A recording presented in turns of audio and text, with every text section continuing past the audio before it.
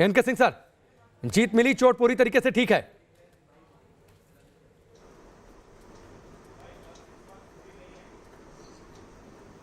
नहीं, चोट का तो वैसे भी टाइम हो गया था और मेरे ख्याल से थोड़ा बहुत हो सकता है कि उसमें विजुअल इम्पैक्ट हो, लेकिन इसको दूसरी तरह देखिए।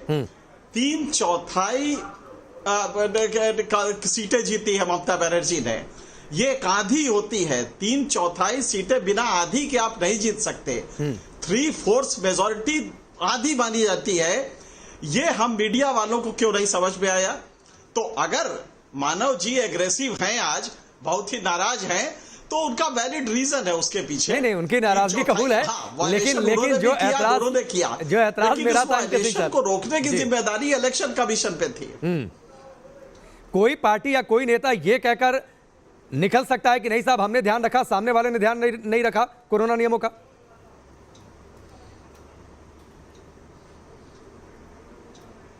नहीं, दोनों ने किया है, लेकिन जब हम दोनों कहते हैं तो घालमेल हो जाता है, रियल कल्प्रिट भाग जाता है। क्योंकि ये कॉम्पिटिटिव डेमोक्रेसी है। ये इसमें अगर एक पार्टी ने किया है तो दूसरी करेगी ही करेगी, आप रोक नहीं सकते। इसी के लिए इलेक्शन कमीशन बना है, जो मेडिएट करता है, रेगुलेट करता है, सुपरिटेंडेंट करता है और डायरेक्ट करता है। उसमें इलेक्शन कमीशन पहले दिन ही अगर रैलियों पे बैन लगा, जो कि बहुत सिंपल है, अगर देश की न्याय व्यवस्था 1 साल से चल सकती है वर्चुअल पे, तो इलेक्शन भी हो सकता था। तो यहां पे दोनों को दोष दीजिए आप, लेकिन मेन कल्प्रिट तो आपका इलेक्शन कमीशन है। 3/4 के बहुमत से जीत रही है ममता बनर्जी। इसलिए हमें सोचना पड़ेगा कि क्या हम लोग सही असेसमेंट कर पाते हैं, क्या ये पॉलिटिकल पार्टीज कर पाती है, क्या जनता से डिस्कनेक्ट है हमारा और पॉलिटिकल पार्टीज का। इसलिए पहला तो ये कि हमें रिव्यू करने की जरूरत है कि हम क्यों नहीं इसको समझ पा। कोई भी पोलस्टर नहीं बता पाया, ये टैली जो है कोई पोलस्टर बता पाया क्या? अब एक बात है कि जो बीजेपी के प्रवक्ता ने कहा था कि साहब ये हम स्ट्रेटेजिक थोड़ी बहुत एडजस्टमेंट हम लोग एनालाइज करेंगे, ये स्ट्रेटेजिक फेल्योर नहीं है। स्ट्रेटेजी तो आपकी फुल प्रूफ थी। ये इसलिए है कि आपका फॉर्मेट गलत था, इसलिए नहीं थी।